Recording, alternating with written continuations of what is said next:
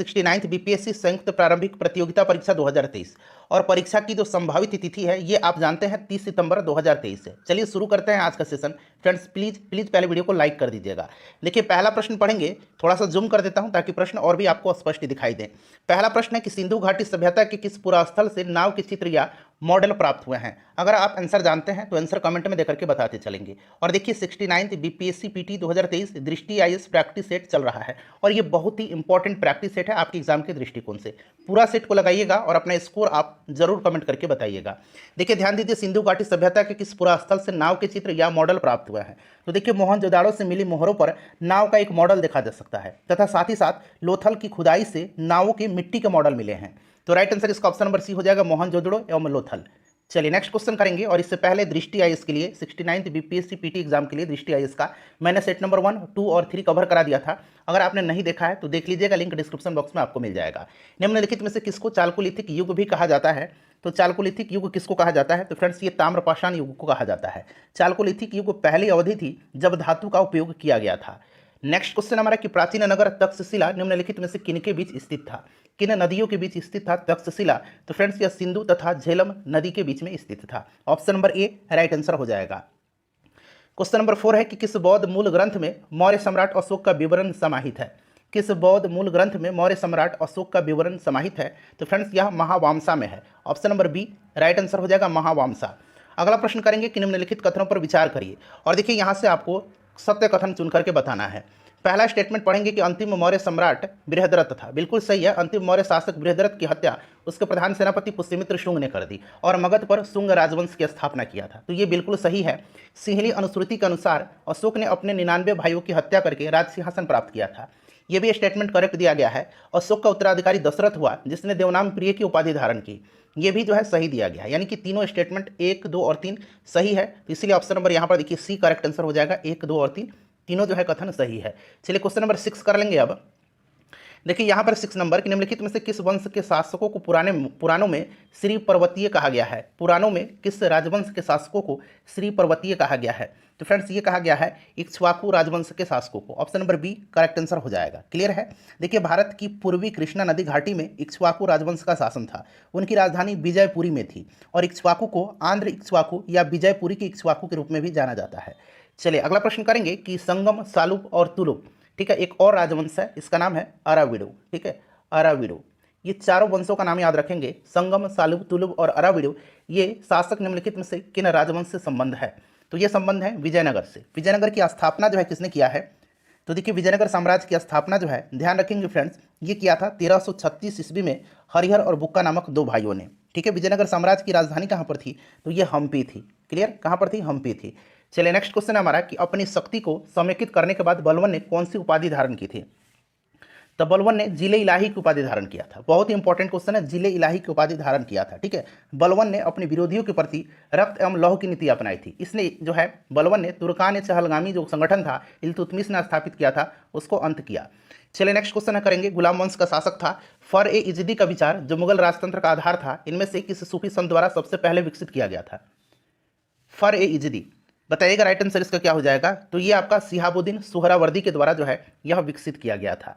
अगला प्रश्न है कि मुगल काल में पद और कार्य से रहित जागीर को क्या कहा जाता था। मुगल काल में पद और कार्य से रहित जागीर को क्या कहा जाता था।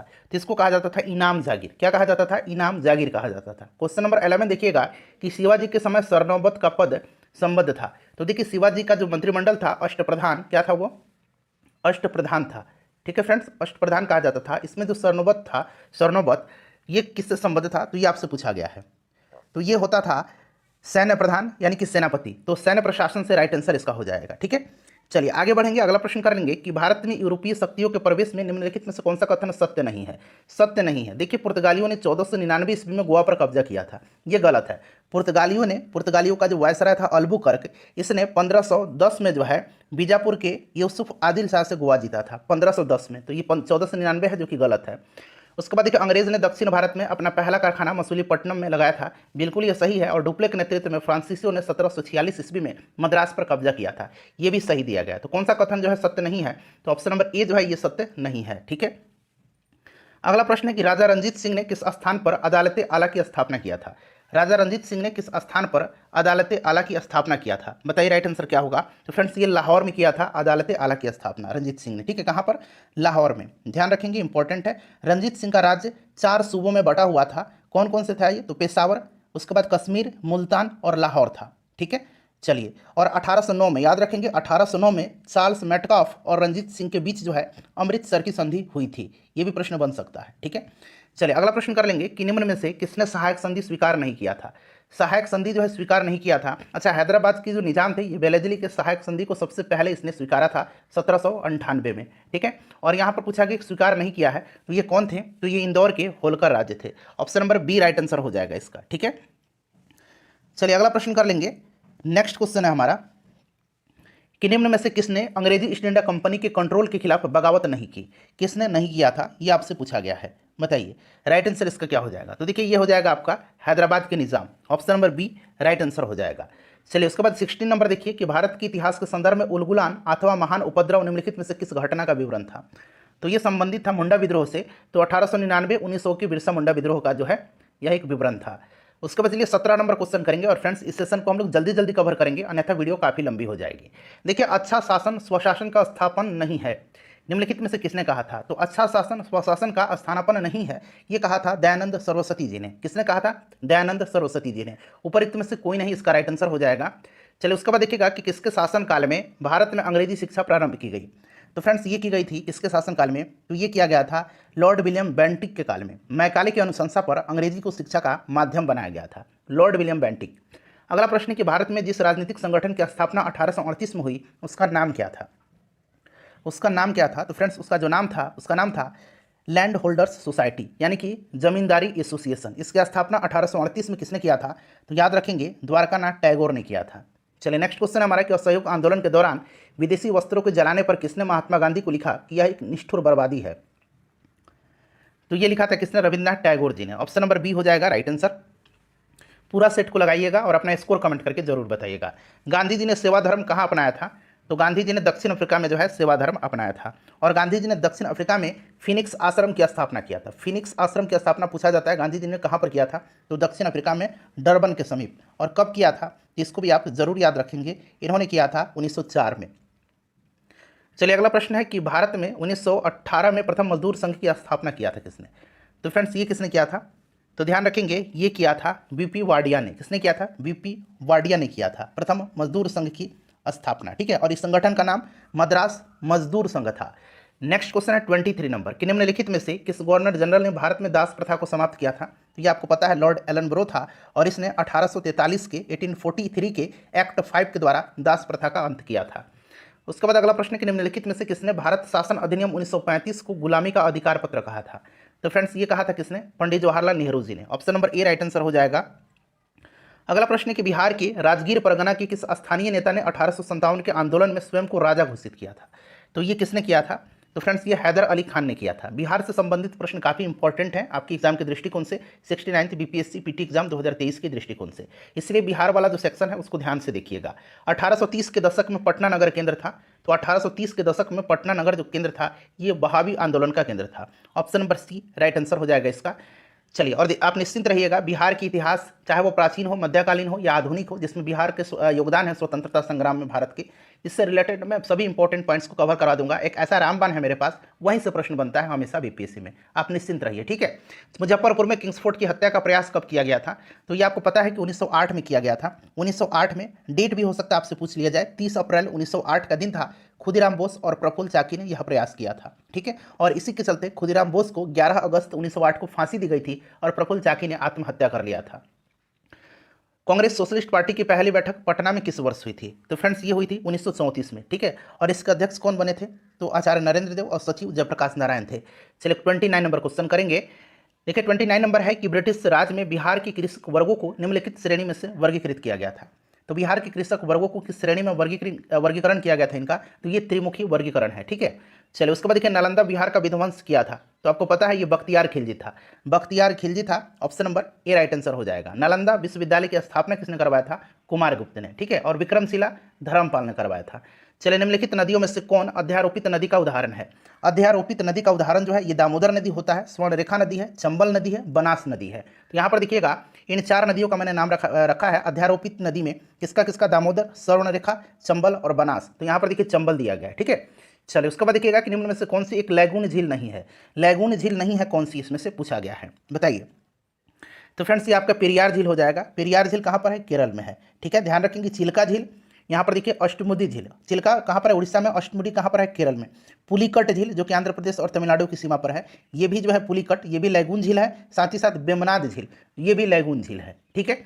चलिए, अगला प्रश्न करेंगे कि दक्षिणी अमेरिका का चौड़ा वृक्ष रहित घास का मैदान कहलाता है?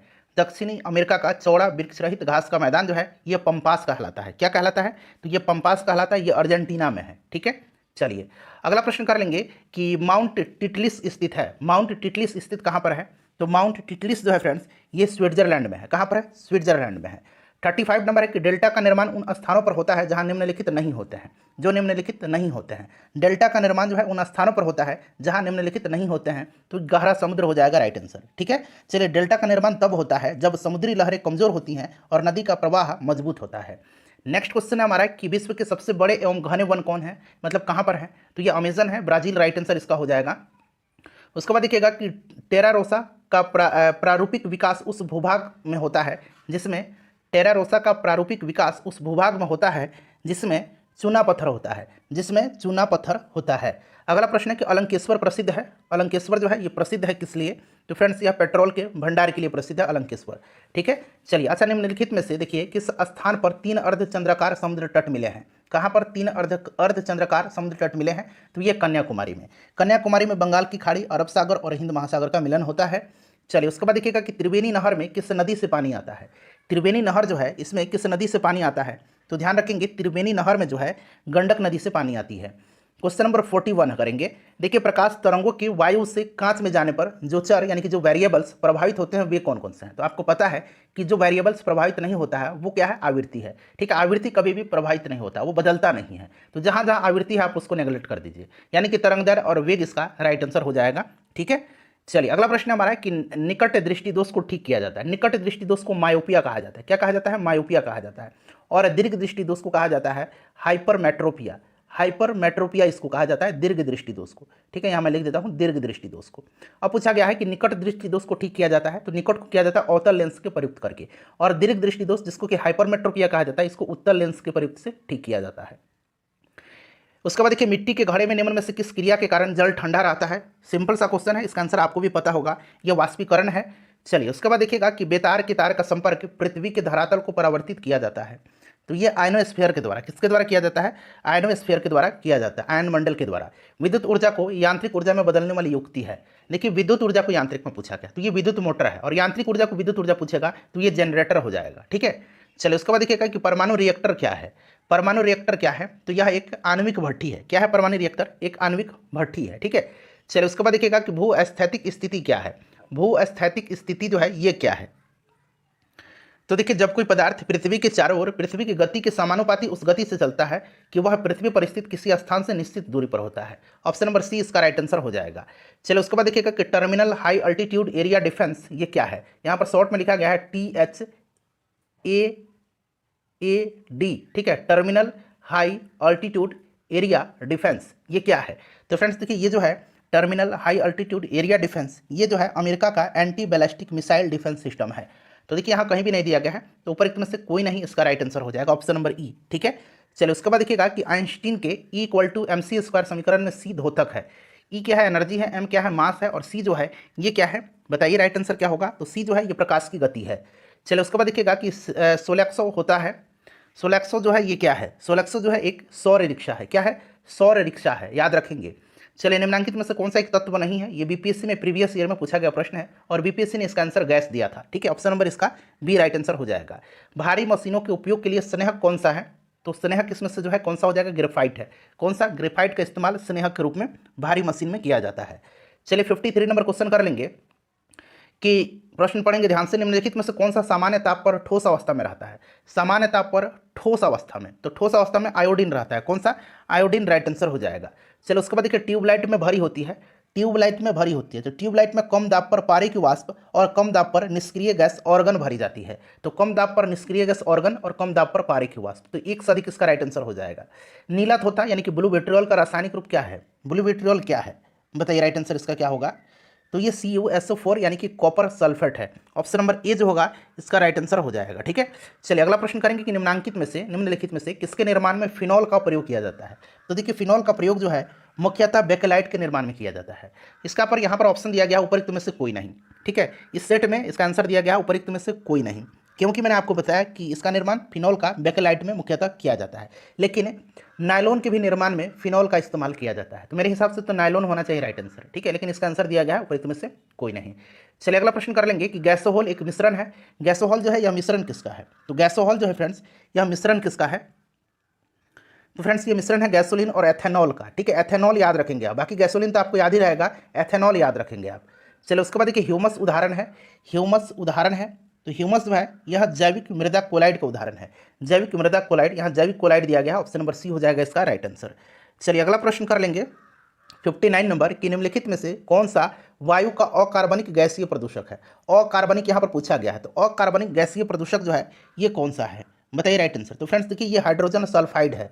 ठीक है, ये हाइड्रोजन सल्फाइड अकार्बनिक गैसीय प्रदूषक है। बाकी फॉस्फिन हाइड्रोजन सल्फाइड जो है ये आपका कार्बनिक है, हाइड्रोजन साइनाइड है ये। ठीक है, चलो उसके बाद देखिएगा कि एपीफाइट्स वे पौधे हैं जो अन्य पौधे पर निर्भर होते हैं यांत्रिक समर्थन के लिए, यानी कि यांत्रिक अवलंब के लिए। Option number B right answer हो जाएगा इसका। कोशिका का शक्ति स्रोत, कोशिका का पावर हाउस किसको कहा जाता है? आपको याद है ना, माइटोकॉन्ड्रिया को। राइबोसोम को प्रोटीन फैक्ट्री कहा जाता है।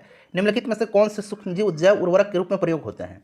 जैव उर्वरक के रूप में प्रयोग होते हैं तो ये साइनोबैक्टीरिया है। साइनोबैक्टीरिया राइट आंसर इसका हो जाएगा।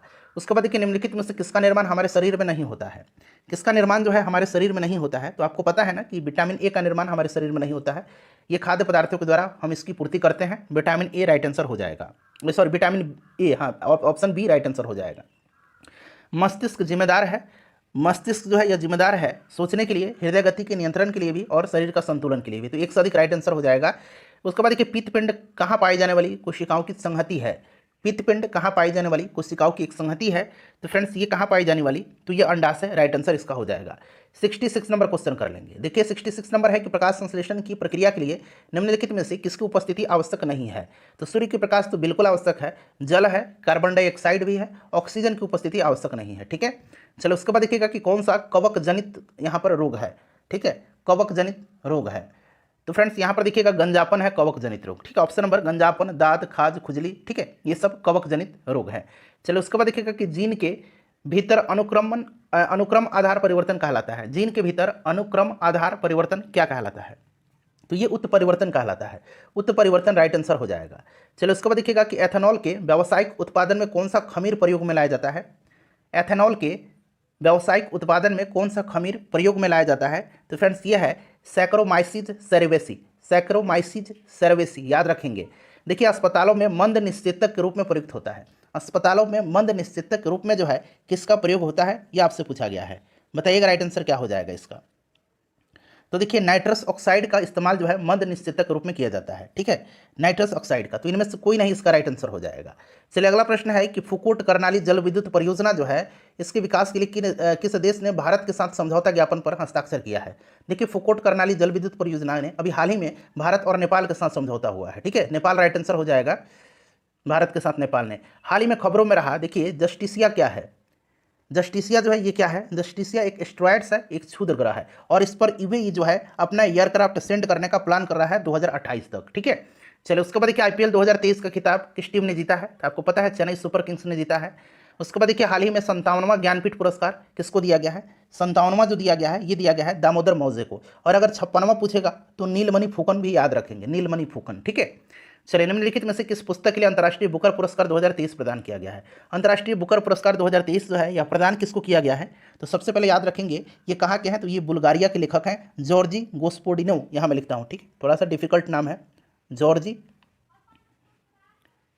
गोस्पोडिनो। ठीक है, ये नाम याद रखेंगे, ये बुल्गारिया के हैं। क्लियर, टाइम शेल्टर के लिए option number A right answer हो जाएगा। उसके बाद देखिए 49वीं G7 शिखर सम्मेलन का आयोजन कहाँ किया गया?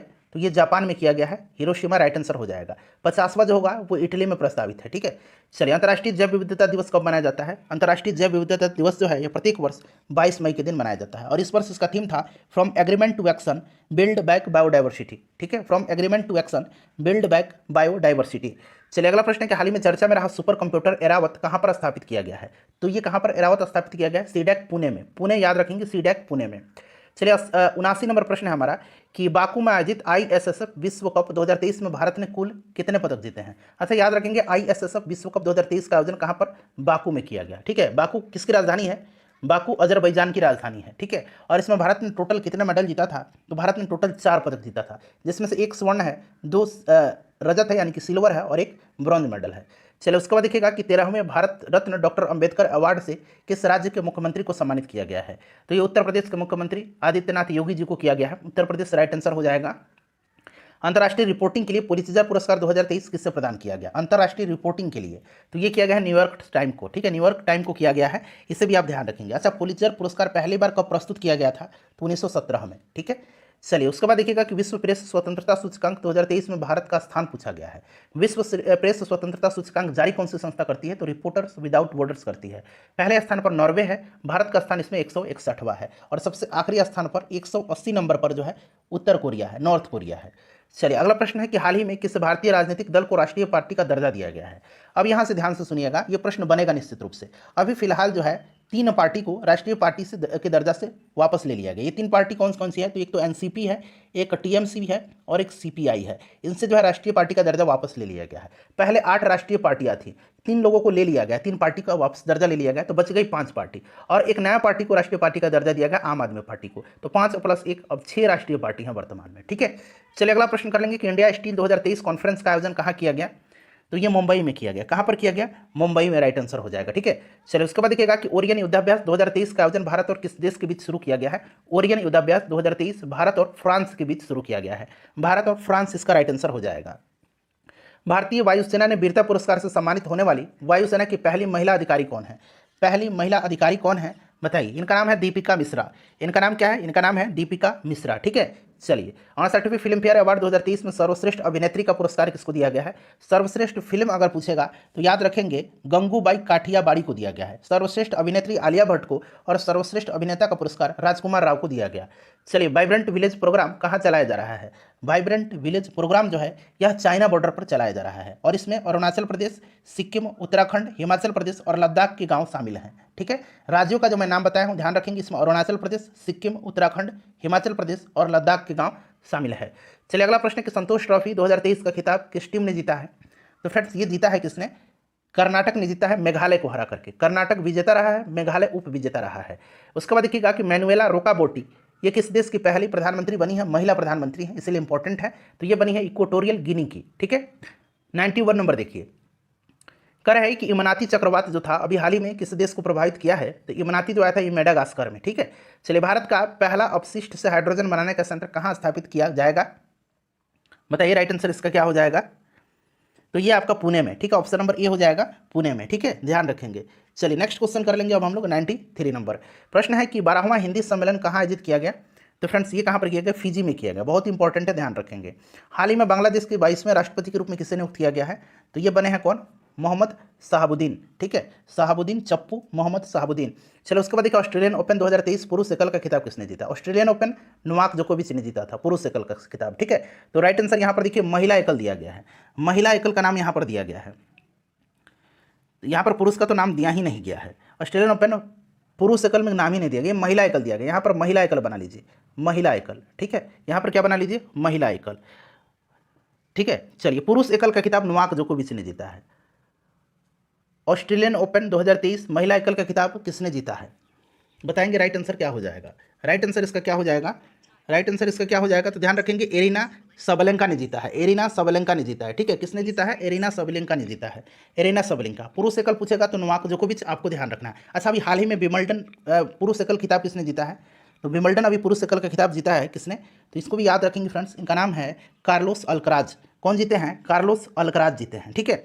चलिए, अगला प्रश्न कर लेंगे कि 17वां प्रवासी भारतीय सम्मेलन कहाँ आयोजित किया गया? तो फ्रेंड्स, ये इंदौर में किया गया। चलिए, 97 नंबर है कि भारत का पहला ग्रीन हाइड्रोजन ब्लेंडिंग प्रोजेक्ट किसने शुरू किया है? तो ये एनटीपीसी ने शुरू किया है। किसने किया है? एनटीपीसी ने जो है शुरू किया है। राइट आंसर इसका क्या हो जाएगा? एनटीपीसी हो जाएगा। उसके बाद देखिए जल जीवन सर्वेक्षण 2023 में बिहार के किस जिले को देश भर में पहला स्थान मिला है? तो ये बिहार का कौन सा जिला है? तो ये समस्तीपुर है। उसके बाद देखिए हाल ही में भारत निर्वाचन आयोग ने ट्रांसजेंडर समुदाय के बिहार के किस व्यक्ति को स्टेट आइकन बनाया है? तो ये मोनिका दास को बनाया है, ठीक है। और स्टेट आइकन वैसे बनाया गया है मैथिली ठाकुर को बिहार में, ठीक है। स्टेट आइकन चुनाव आयोग ने बनाया है, लेकिन ट्रांसजेंडर समुदाय में पूछेगा तो मोनिका दास को। चलिए उसके बाद नेक्स्ट क्वेश्चन करेंगे कि पटना उच्च न्यायालय के मुख्य न्यायाधीश कौन बने हैं अभी? इससे पहले जो थे ये संजय करोल थे, लेकिन अब बन गए हैं के विनोद चंद्रन।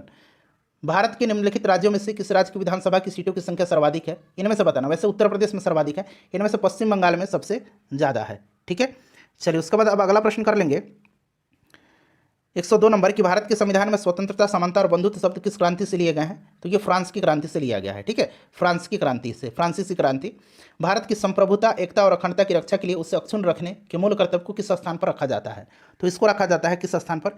तीसरे स्थान पर, ठीक है। मूल कर्तव्य किसमें है? संविधान के भाग 4A में है, अनुच्छेद 51A में इनको रखा गया है, ठीक है। चलिए अगला प्रश्न कि कटौती प्रस्ताव को किसके उपस्थापन के बाद पुनः स्थापित किया जा सकता है? तो ये किया जाता है रेलवे और सामान्य बजट के। Option number B right answer हो जाएगा। पुंछी आयोग की रिपोर्ट किससे संबंधित थी? पुंछी आयोग की रिपोर्ट जो है यह किससे संबंधित थी? तो फ्रेंड्स यह केंद्र राज्य संबंध से। उसके बाद देखिए 71वें संविधान संशोधन में जो है 8वीं अनुसूची में कौन सी 3 भाषाएं जोड़ी गई? तो ये भाषाएं कौन कौन सी जोड़ी गई थी? तो फ्रेंड्स ध्यान रखेंगे ये भाषाएं जो है यह जोड़ी गई थी कौन कौन सी? तो नेपाली, कोंकणी और मणिपुरी, ठीक है। नेपाली, कोंकणी और मणिपुरी। और अगर आपसे पूछा जाए कि 92वां संविधान संशोधन के तहत कौन कौन सी भाषाएं जोड़ी गई? तो बोडो, डोगरी, संथाली और मैथिली। चूंकि मैथिली को जोड़ा गया था इसलिए इंपॉर्टेंट है। 92वां संविधान संशोधन के तहत बोडो, डोगरी, संथाली और मैथिली को जोड़ा गया। वर्तमान में टोटल 22 भाषाएं हैं। 8वीं अनुसूची में इसका उल्लेख है। भाग 9 क नगरपालिका किस अनुच्छेद के तहत वित्त आयोग का गठन संविधान में किया जाता है? तो देखिए नगरपालिका और ग्राम पंचायत, ग्राम पंचायत का अनुच्छेद 243I और नगरपालिका का अनुच्छेद 243Y, ठीक है ना। इसके तहत जो है वित्त आयोग का गठन किया जाता है। तो यहाँ पर देखिए नगर पालिका लिखा गया है तो 243Y हो जाएगा, और यहाँ पर 243I ग्राम पंचायत, इसको भी आप जरूर ध्यान रखेंगे, ठीक है फ्रेंड्स। चलिए आगे बढ़ेंगे कि निम्नलिखित में से कौन सा एक 1773 के रेगुलेटिंग एक्ट का उपबंध नहीं था पूछा गया है। ध्यान से पढ़ करके आंसर बताइए। तो देखिए इसमें योग्यताओं पर सभी प्रतिबंधों को हटा करके कोर्ट ऑफ प्रोप्राइटर्स में मत की शक्ति को बदल दिया गया। ये गलत है, ठीक है, ये गलत है। इस अधिनियम में 500 पाउंड से 1000 पाउंड तक प्रोप्राइटर्स के कोर्ट में एक वोट के लिए योग्यता को रखा गया था, ठीक है, बढ़ाया गया था। तो ये वाला गलत दिया गया है। चलो उसके बाद कर लेंगे कि निम्नलिखित में से कौन संविधान सभा के प्रारूप समिति का सदस्य नहीं था। प्रारूप समिति के सदस्य पूछा गया है। टोटल 7 सदस्य थे अध्यक्ष सहित। अध्यक्ष कौन थे? तो आपको पता है बाबा साहेब अम्बेडकर जी थे, ठीक है। इसमें से कौन नहीं थे? तो BN राव नहीं थे। बाकी देखिए NG अयंगर थे, NG अयंगर, ठीक है, NG अयंगर थे। उसके बाद KM मुंशी भी थे, ठीक है, KM मुंशी भी थे। अल्लादी कृष्णस्वामी अय्यर भी थे। कन्हैयालाल मानिकलाल मुंशी थे, जिनको कि KM मुंशी कहते हैं, ठीक है। मोहम्मद साहूता थे। N गोपालास्वामी अयंगर थे, यही N गोपालास्वामी अयंगर है। उसके बाद BL मीटर थे और DP खेतान थे। चलिए अगला प्रश्न कर लेंगे कि भारत के संविधान की उद्देशिका के संबंध में निम्न में से कौन सा कथन सही नहीं है?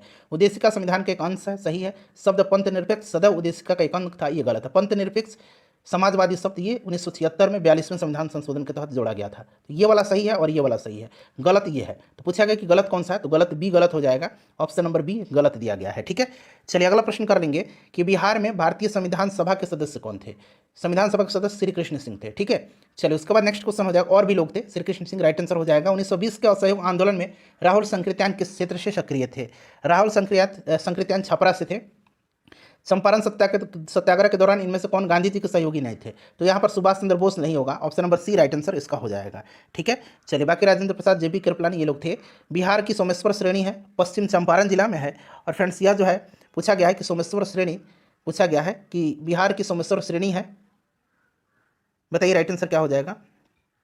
तो ऊपर में से एक से अधिक इसका करेक्ट आंसर हो जाएगा। चलिए 115 नंबर क्वेश्चन कर लेंगे। 115 नंबर क्वेश्चन है कि निम्नलिखित में से कौन बिहार की झील, कौन सी बिहार की झील राष्ट्रीय आर्द्रभूमि संरक्षण कार्यक्रम के अंतर्गत संरक्षित है? तो ये कांवर झील है, बेगूसराय की है, ठीक है। रामसर स्थल भी इसको घोषित किया जा चुका है। बिहार का पहला रामसर स्थल है। पंत वन्यजीव अभ्यारण्य बिहार के किस जिला में स्थित है? पंत जो है ये बिहार के किस जिला में है? तो फ्रेंड्स ये नालंदा में है। उसके बाद देखिए बिहार में सोरा खनिज का उपयोग होता है। सोरा खनिज का उपयोग जो होता था ये विस्फोटक बनाने में होता है, ठीक है। चलिए उसके बाद देखिए बिहार राज्य पथ परिवहन निगम की स्थापना कब हुई थी?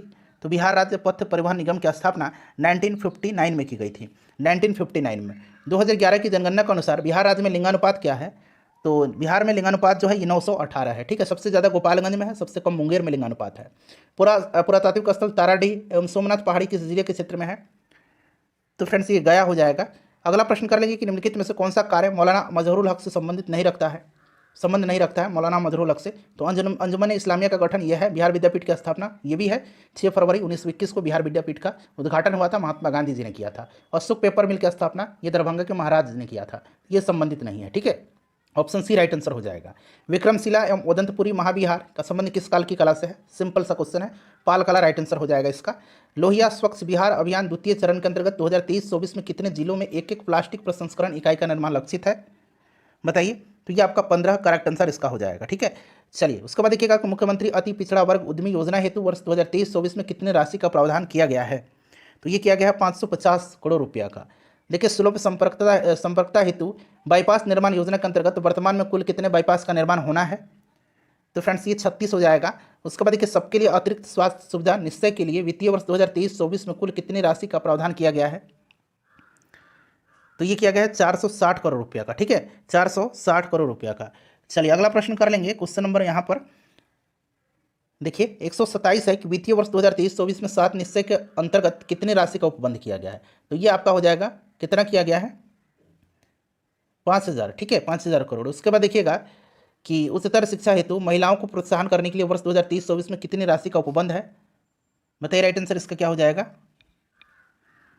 तो देखिए इसका जो करेक्ट आंसर हो जाएगा ये आपका 600 करोड़ रुपया हो जाएगा। उसके बाद देखिएगा कि व्यक्ति गणना अनुपात विधि निम्नलिखित में से किससे संबंधित है? तो ये संबंधित है निर्धनता रेखा से, ठीक है। चलिए 130 नंबर करेंगे कि निम्नलिखित में से किसके द्वारा खुशहाली रिपोर्ट प्रकाशित की जाती है? तो ये रिपोर्ट जो है प्रकाशित करता है संयुक्त राष्ट्र सतत विकास समाधान नेटवर्क, ठीक है। चलिए उसके बाद देखिएगा कि भारत में ग्रामीण क्षेत्रों में शहरी की ओर प्रवसन यानी कि पलायन का निम्न में से सर्वप्रमुख कारण क्या है? तो इसका सर्वप्रमुख कारण जो है गांव में बेरोजगारी का उच्च स्तर हो जाएगा, ठीक है। चलिए उसके बाद देखिएगा कि परिसीमन कानून जो ब्रिटिश सरकार द्वारा 1859 में पारित किया गया था निम्नलिखित में से किस विषय को संबोधित करता है? तो यह विषय है साहूकार और रैयत यानी कि किसानों के मध्य हस्ताक्षरित ऋण अनुबंध पत्रों की वैधता केवल 3 वर्ष के लिए मान्य होगी। उसके बाद देखिएगा कि निम्नलिखित में से गोल क्रांति संबंधित है। गोल क्रांति संबंधित है किससे? तो ये आलू से, ठीक है, आलू उत्पादन से। बुल्क कैपिटलिस्ट, ठीक है, यहाँ पर देखिएगा अंग्रेजी में इसको हम लोग बुल्क कैपिटलिस्ट कहते हैं। किससे कहा जाता है? तो ये आपका हो जाएगा उन किसानों को जिनके पास कुछ साधन तो हैं पर धनाढ़ नहीं है वो, ठीक है। चलिए उसके बाद देखिएगा कि एक सामान्य शुष्क सेल में विद्युत अपघट्य होता है। तो ये विद्युत अपघट्य क्या होता है? अमोनियम क्लोराइड का। उसके बाद देखिए क्लोरोफिल में कौन सा धातु आयन पाया जाता है? तो क्लोरीन में मैग्नीशियम पाया जाता है। 136 का भी राइट आंसर हो जाएगा। बेकिंग सोडा का रासायनिक सूत्र खाने वाला सोडा का NaHCO3 होता है। अगला प्रश्न कर लेंगे कि निम्नलिखित में से किस वर्ष बंगाल के मिदनापुर जिले में जातीय सरकार की स्थापना हुई थी? तो ये हुई थी 1942 में, ठीक है। सर्वप्रथम जजिया कर लगाने का श्रेय किसको दिया जाता है? तो ये दिया जाता है किसको फ्रेंड्स? ये दिया जाता है मोहम्मद बिन कासिम को, ठीक है। चलिए 140 नंबर क्वेश्चन कर लेंगे कि मानव शरीर में टीबिया नामक हड्डी कहाँ पर पाई जाती है?